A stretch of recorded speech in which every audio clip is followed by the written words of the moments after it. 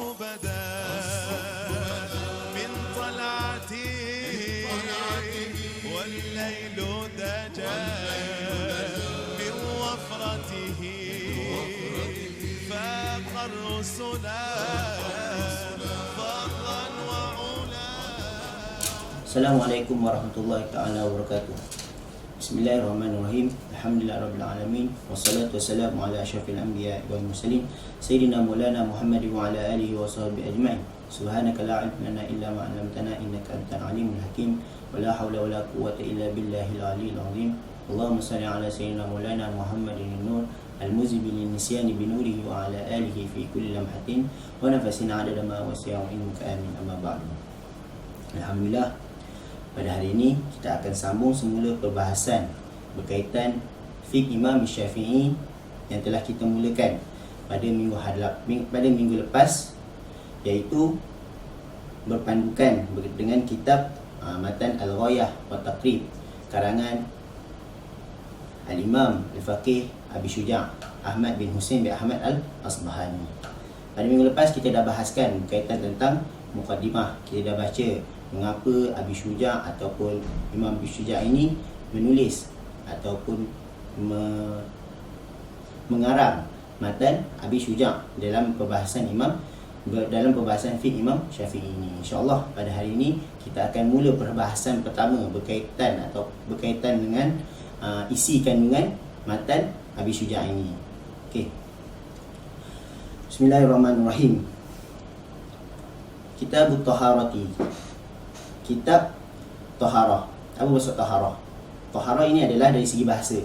Dari segi bahasa merupakan an-nazafah. An-nazafah ini merupakan kebersihan ataupun mensucikan diri daripada ad-danas, daripada kotoran. Sama ada kotoran berbentuk hissi, iaitu kotoran yang kita nampak lah, seperti darah ataupun seperti muntah atau bangkai dan sebagainya, ataupun kita mensucikan diri kita daripada kotoran maknawi seperti keaiban kita dan sebagainya. Itu maksud taharah dari segi bahasa. Adapun dari segi istilah ataupun daripada perbahasan yang hendak maksud taharah mengikut perbahasan yang hendak kita bincangkan di sini adalah, maksud taharah ini adalah irtifa'ul man'i al-mutarattabi binal hadathi wal najasi, iaitu kita mengangkat irtifa'un ni bermaksud mengangkat.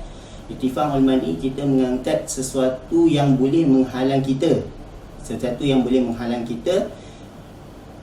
al-mutarattabi, yang disebabkan daripada najis dan juga dari sebabkan hadas. Maksudnya kita mengangkat halangan tersebut, yang mana halangan tersebut akan menghalang kita daripada melakukan sesuatu ibadat seperti solat dan sebagainya. So itu maksud taharah. Maksudnya kita nak mengangkat halangan tersebut, yang mana halangan tersebut wujud ataupun datang disebabkan daripada hadas yang berlaku kepada kita. Sama ada contoh kita berhadas kecil, disebabkan nanti kita tengoklah dalam perbahasan fiqh ini sebab hadas kecil ada berapa.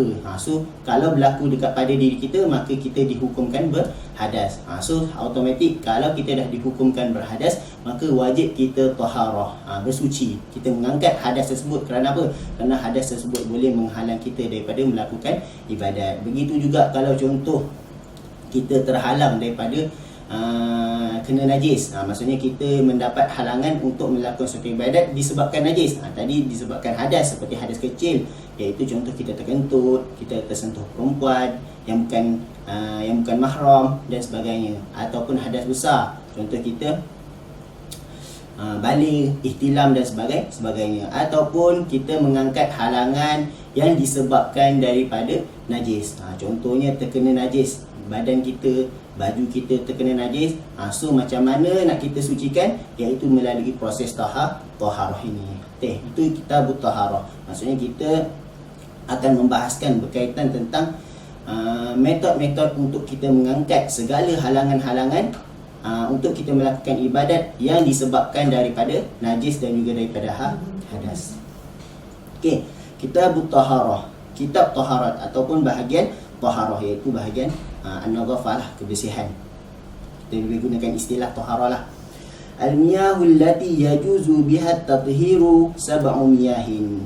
air yang allati al-miyahu air-air allati yang yajuzu biha at-tathiru yang dibolehkan dengannya untuk kita gunakan bersuci. Sab'u miyah, ada 7 air. Tathhir tu maksudnya taharah lah. Maksudnya dia nak sekarang ni yang Abi Syuja dia nak menceritakan kepada kita apa dia yang kita boleh gunakan daripada air untuk kita bertaharah. Iaitu air-air yang boleh digunakan untuk kita bertaharah, ataupun dia nak ceritakan berkaitan tentang sumber-sumber mana datangnya air yang boleh kita gunakan untuk taharah.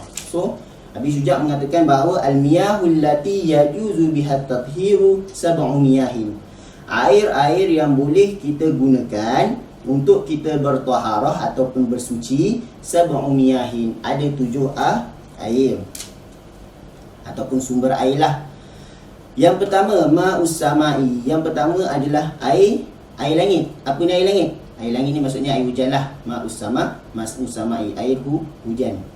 Yang kedua ma'ul bahri, iaitu air laut.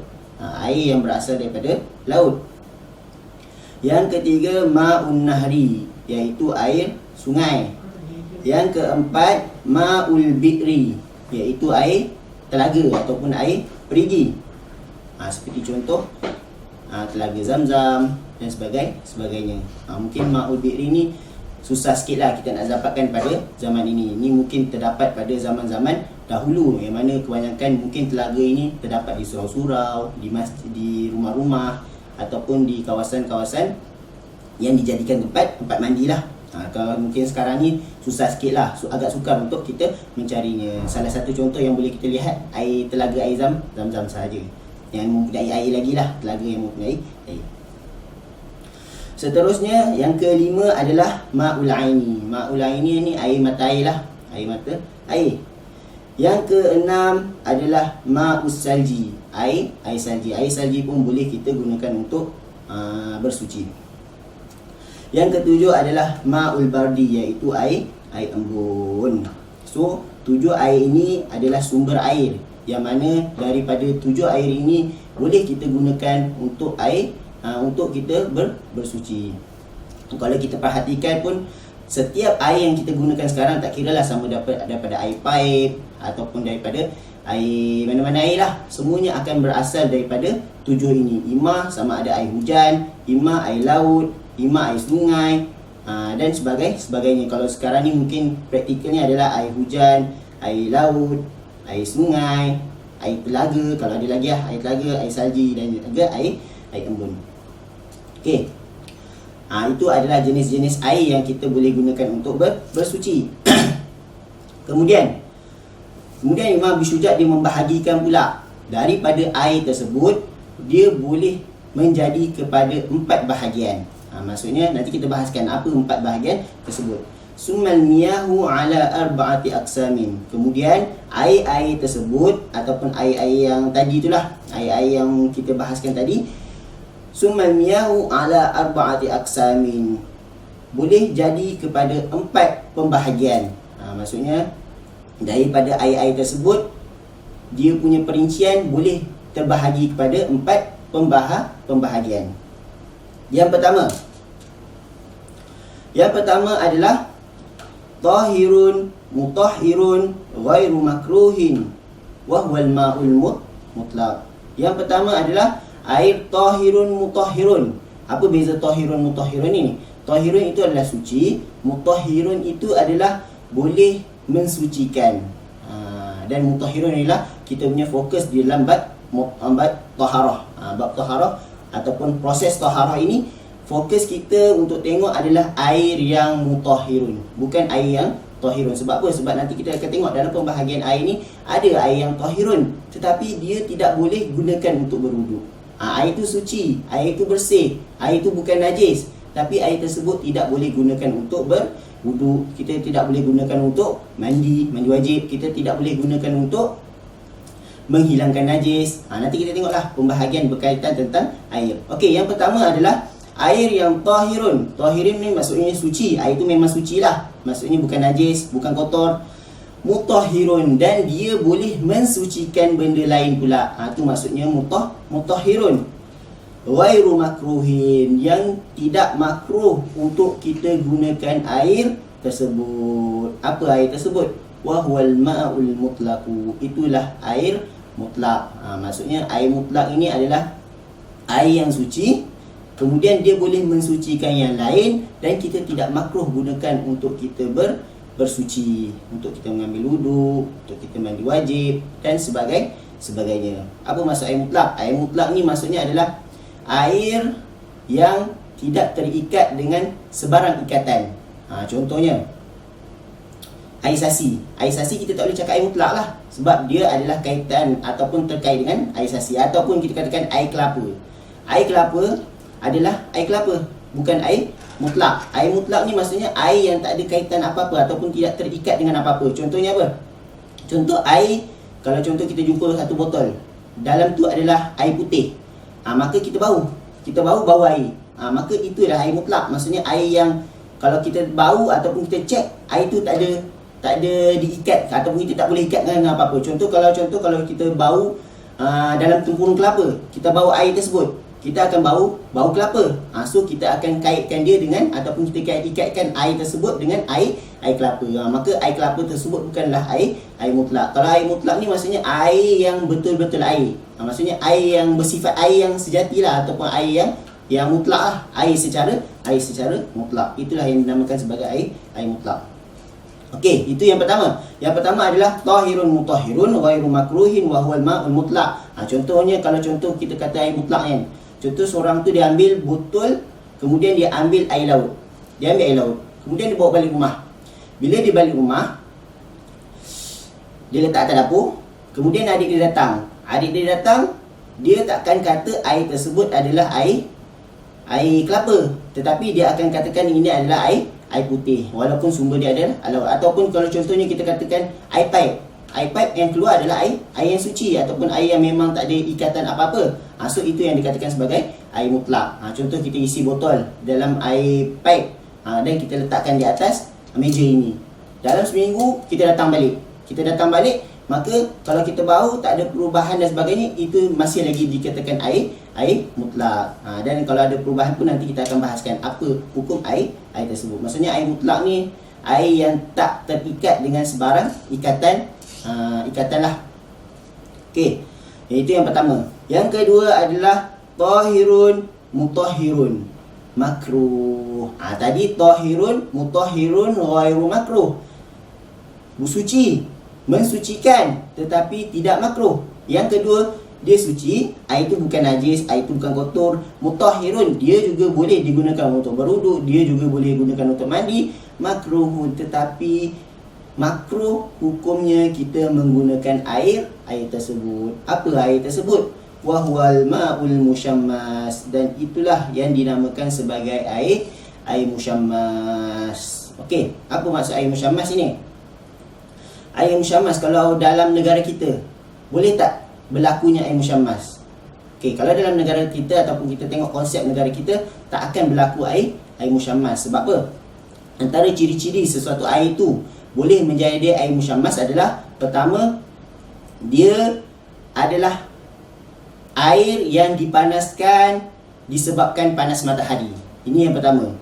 Maksudnya, kalaulah air tersebut panas disebabkan dengan water heater ataupun air yang kita jerang dekat dapur, maka itu bukan dinamakan sebagai air musyammas. Tetapi air musyammas hanya berlaku ataupun hanya boleh dinamakan air tersebut sebagai air musyammas apabila air tersebut kita panaskan ataupun air tersebut menjadi panas di bawah terikan matahari. Okey, itu yang pertama daripada sifat air musyammas. Yang kedua daripada sifat air musyammas adalah air tersebut diisi ataupun terletak di dalam suatu bejana yang logam ataupun yang besi. Maksudnya, kalau contohnya botol Tupperware, botol Tupperware bukan besi, dia adalah plastik, dan air tersebut panas disebabkan terikan matahari, tetapi dia diisi di dalam bekas Tupperware, maka air tersebut tidak boleh dinamakan sebagai air musyammas. Ataupun memang air itu panas, tetapi panas ataupun air tersebut bukan dikategorikan sebagai air musyammas. Sebab apa? Sebab ciri kedua daripada ciri-ciri air musyammas adalah mestilah air tersebut diisi ataupun terletak di dalam suatu bekas logam. Itu yang kedua. Yang ketiga, air musyammas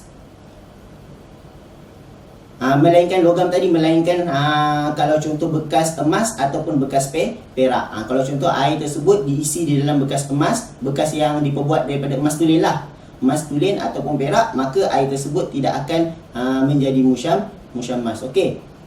Yang ketiga, kalau contoh di konsep Malaysia ini, matahari yang memanaskan di negara Malaysia ini tidak boleh menyebabkan air yang panas disebabkan matahari tersebut menjadi air musyammas. Sebab apa? Sebab ciri yang ketiga daripada air musyammas adalah mestilah terikan matahari itu di kawasan yang betul-betul terik ataupun boleh dikatakan udara yang kering. Udara yang kering, macam kat kawasan kita udara yang lembap. Contohnya udara yang kering mana? Contoh kawasan padang pasir lah. Contoh di Saudi, di Yaman, di Qatar dan sebagainya yang mempunyai udara yang kering.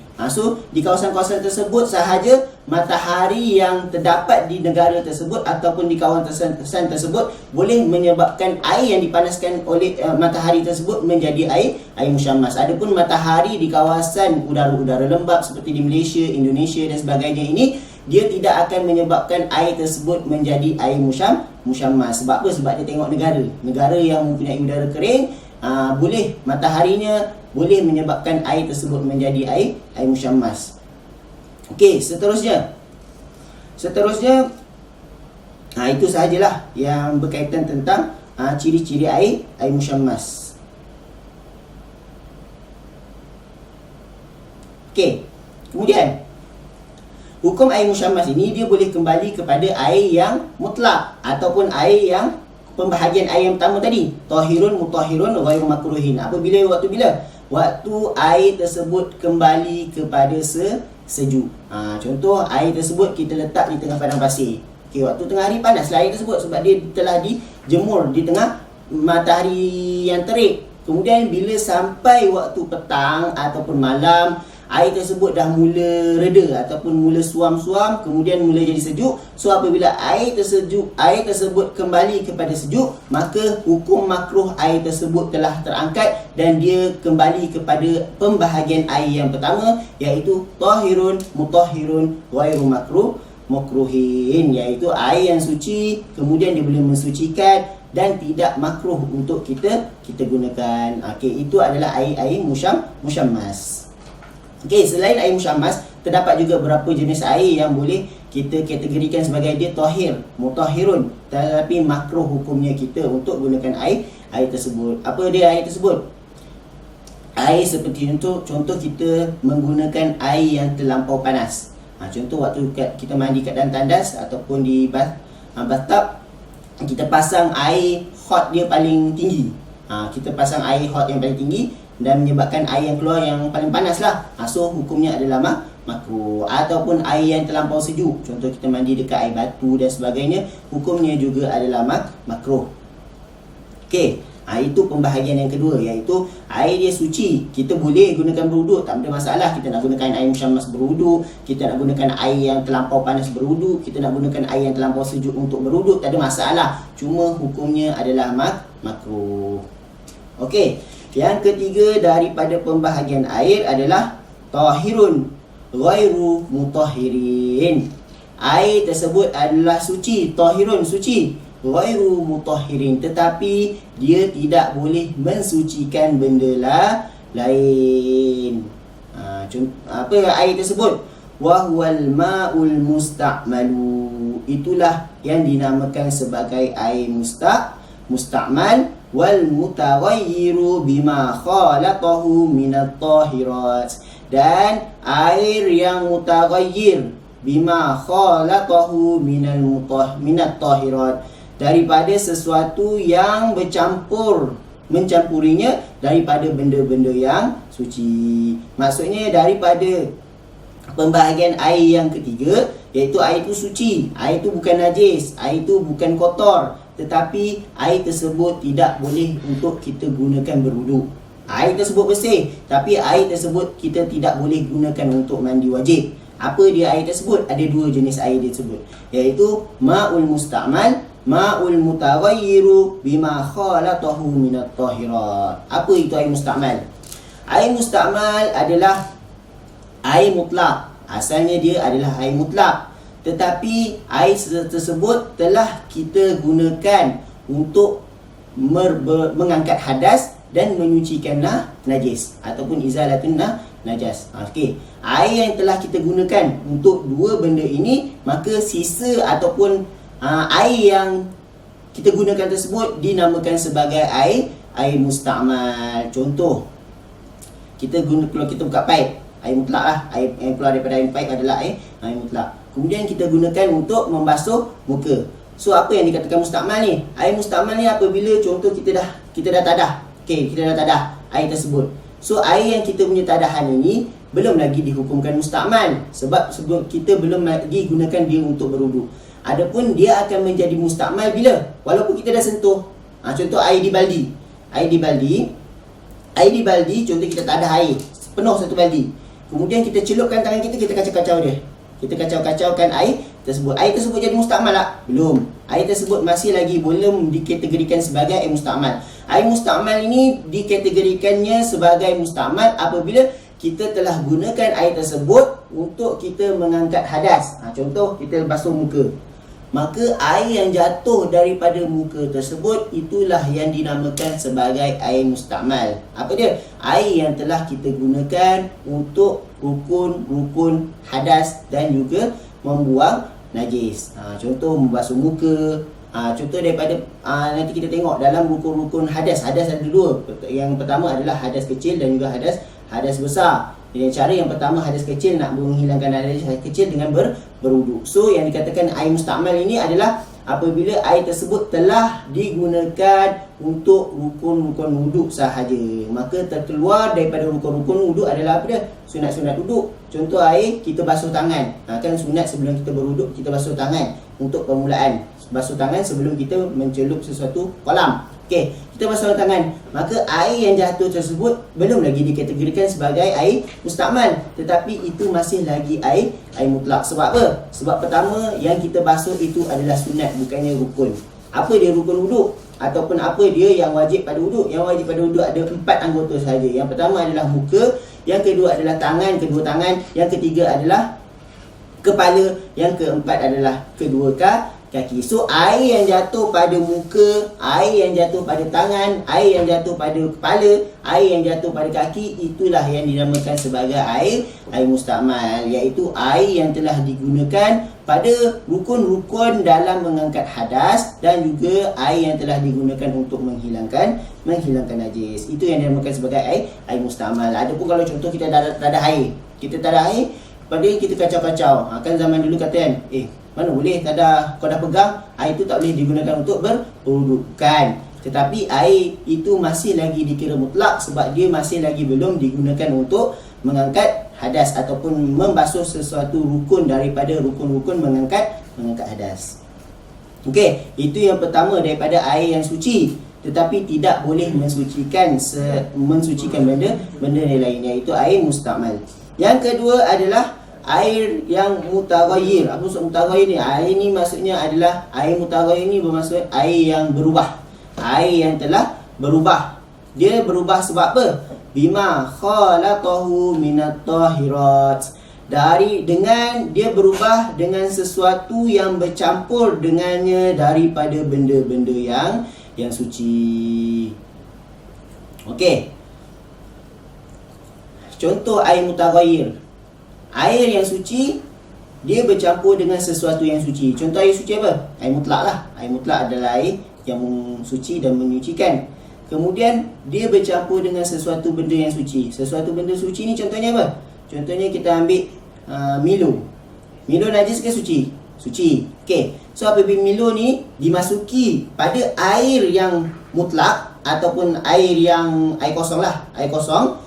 Maka air tersebut dinamakan sebagai air yang mutaghayyir, iaitu air yang bercampur dengan sesuatu yang yang suci. Adapun kalau contoh air, dia bercampur dengan sesuatu yang bukan suci, seperti contoh kita campur dengan secawan darah ataupun secawan nanah, maka dia bercampur, maka itu bukan dinamakan sebagai air mutaghayyir. Sebab apa? Sebab dia telah bercampur dengan sesuatu yang najis. Nanti kita tengok dalam perbahasan najis, termasuk di dalamnya adalah darah.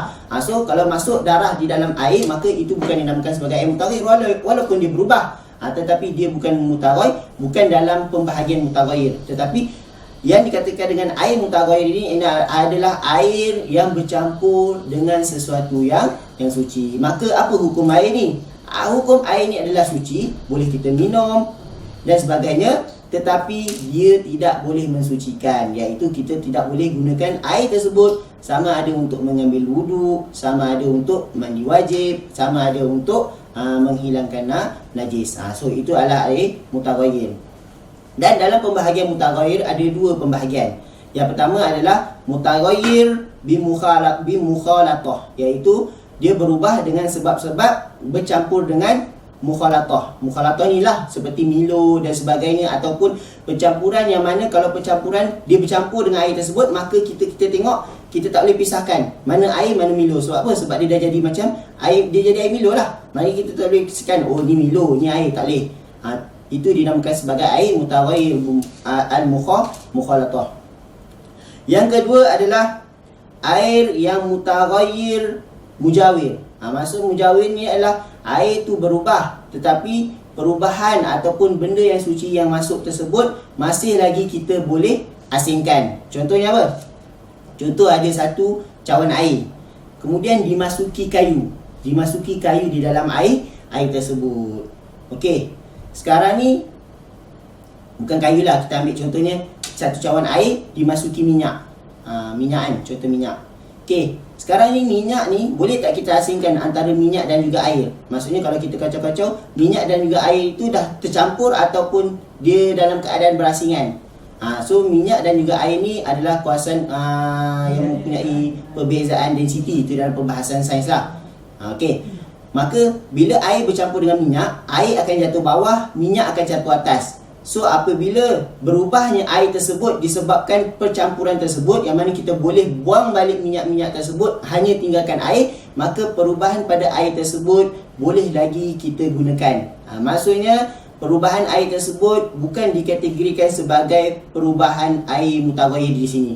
Tetapi air yang mutaghayyir di sini adalah perubahan air apabila kalau kita campur, kita dah tak boleh nak kenal pasti mana yang campur tadi, mana air. Contoh macam air nila kan. Kalau contoh air nila, bila campur setitik ataupun dua titik nila, maka keseluruhan air akan menjadi biru. Dan apabila kita nak asingkan balik, air dan juga nila adalah amat sukar, dan perkara ini akan menyebabkan air tersebut dihukumkan sebagai air mutaghayyir. Dan itulah air yang kita bahaskan di dalam pembahasan air mutaghayyir di dalam pembahagian air yang ketiga ini. Okey. Dan satu lagi berkaitan dengan air mutaghayyir dengan al-ma'ul musta'mal ini hanya berlaku pada air yang kurang 2 kolah. Kurang 2 kolah ni boleh kita katakan ukuran zaman sekarang ni adalah lebih kurang dalam 217 ke 220 liter air. Maksudnya kalau 200, kita ambil 220 lah. Kalau kurang daripada 220 liter, maka itu adalah ukuran air yang kurang 2 kolah. Dan inilah perbahasan ma'ul musta'mal berlaku dan juga ma'ul mutaghayyir berlaku. Adapun kalaulah air tersebut lebih daripada 2 kolah, maka air tersebut tak akan jadi air musta'mal. Dan kalau dalam air mutaghayyir, dia boleh jadi mutaghayyir, tetapi apabila dia telah berubah lah, air telah berubah. Okey, itu adalah pembahagian air yang ketiga. Yang seterusnya, yang keempat ataupun pembahagian air yang terakhir adalah ma'un najisun, air najis. Wahuwa, apa maksud air najis? Wahuwa alladhi halat fihi najasatun wahuwa dunal kullataini aw kana kullataini fataghayyara. Hukum ma'un najis ataupun pembahagian yang keempat iaitu air najis. Apa yang dikatakan dengan najis adalah wahwa, dia adalah air mutlak, air yang mutlak, allazi halat fihi najasatun, yang mana terjatuh ataupun tercampur di dalam air mutlak tersebut najasah, najis. Wa huwa dunal kullataini, yang mana air tersebut ataupun air yang telah dicampuri dengan najis tersebut dunal kullataini, kurang daripada 2 kolah. Tadi kita dah bahas ukuran 2 kolah pada zaman sekarang lebih kurang dalam bekas yang terisi daripada bekas yang air yang terisi, air yang mempunyai sukatan 220 liter. So 220 liter ke atas itu adalah lebih 2 kolah, 220 liter ke bawah itu adalah ukuran kurang 2 kolah. Okey, yang pertama adalah kalau contohnya sesuatu air yang kurang 2 kolah jatuhnya najis di dalam air tersebut. Kalau dia kurang 2 kolah, sikit macam mana jatuh najis di atas air tersebut, maka air tersebut dihukumkan najis. Apa hukum air najis ni? Hukum air najis ini ghairu tahirin wa mutahhirin. Dia tidak suci dan tidak boleh mensucikan benda lain. Zat dia sendiri sudah tidak suci, apatah lagi kalau dia nak kita gunakan untuk mengangkat hadas, mandi wajib dan sebagainya. So yang pertama, dia boleh terjadi apabila contoh satu air ataupun suatu bekas yang terisi air yang kurang 2 kolah, kemudian terjatuh pada air tersebut najis, walaupun contoh setitik darah ataupun setitik air kencing dan sebagainya, ataupun satu jilatan anjing, maka menyebabkan air tersebut menjadi air yang najis. Ini kalau kurang 2 kolah. Ataupun aukana kullataini fataghayyara, ataupun air tersebut banyak, lebih 2 kolah, 230, 400 liter, 500 liter dan sebagainya. Tetapi kalaulah masuk najis, fataghayyara, apabila berubah sahaja air tersebut akan menjadi air najis. Ini beza perbahasan kurang 2 kolah dan juga lebih daripada 2 kolah. Kalau kurang 2 kolah jatuh sikit sahaja najis, maka air tersebut automatik keseluruhannya menjadi air najis. Tapi kalau air yang lebih 2 kolah, 220 liter ke atas, maka air tersebut kalau jatuh setitik darah, air tersebut belum lagi dihukumkan sebagai najis. Sebab apa? Sebab setitik darah mungkin tidak menyebabkan air tersebut berubah. Air tersebut akan jadi najis waktu bila? Air tersebut akan jadi najis apabila contoh najis yang jatuh pada air yang lebih 2 kolah ini menyebabkan air tersebut berubah. Contohnya, kalau contoh ada satu kolah air, kemudian kita masukkan 2 galen darah di dalam kolam tersebut. Kalau kolam itu berubah, maka hukum kolam itu adalah air najis. Tapi kalau contoh kita ada satu kolah besar ataupun satu kolam besar, kemudian kita masuk 2 titik darah ataupun setitik atau 1 tong darah. Tapi bila kita masuk, air tersebut masih lagi bersih ataupun mutlak ataupun tidak berubah. Air tersebut masih lagi air lah, warna air tidak berubah warna merah ataupun tidak berubah menjadi pudar, maka air tersebut masih lagi dihukumkan suci. Tapi kalau air tersebut telah berubah kepada warna merah, makin pudar, maka air tersebut dianggap sebagai hukum air yang najis. Sebab apa? Sebab dia telah berubah. Ini kalau air yang lebih 2 kolah. Tapi kalau air yang kurang 2 kolah, dia berubah ke, dia tak berubah ke, dia tetap dihukumkan sebagai air najis. Wal kullatani, dicerita sikit berkaitan tentang ukuran 2 kolah. Wal kullatani 500 ritlin baghdadiyin takriban fil asah. Ukuran 2 kolah itu adalah berapa? 500 ritel Baghdad. Lebih kurang pada pendapat yang kuat. Ini ukuran pada zaman dahulu lah. Saya pun tak berapa pasti macam mana ukuran 500 ritel ini. Sebab sekarang ni kita gunakan liter. So dalam liter, ukuran 500 liter ni adalah lebih kurang 220 liter air. Okey. Faslun wa juludul maitati tathuru bid-dibari illa jildal kalbi wal khinzir. Wallahu alam. Cukup dulu untuk setakat ini untuk slot kita pada minggu ini. InsyaAllah kita jumpa lagi pada minggu hadapan. Wallahu alam. Wa sallallahu ala sayyidina Maulana Muhammad wa ala alihi wa sahbihi wa sallam. Subhanakallahumma wa bihamdika asyhadu an la ilaha illa anta astaghfiruka wa atubu ilaik. Amiltu su'an wa zalamtu nafsi faghfir li fa innahu la yaghfiru dzunuba illa ant. Subhanakallahumma wa bihamdika asyhadu an la ilaha illa anta astaghfiruka wa atubu ilaik. Amiltu su'an wa zalamtu nafsi faghfir li fa innahu la yaghfiru dzunuba illa ant. Subhanakallahumma wa bihamdika asyhadu an la ilaha illa anta astaghfiruka wa atubu ilaik. Amiltu su'an wa zalamtu nafsi faghfir li fa innahu la yaghfiru dzunuba illa ant. Bismillahirrahmanirrahim. Wal 'asri innal insana lafi khusr illa alladhina amanu wa 'amilus solihati wa tawassaw bil haqqi wa tawassaw bis sabr. Subhana rabbika rabbil izzati amma yasifun wa salamun 'alal mursalin walhamdulillahi rabbil alamin. صلي على سيدنا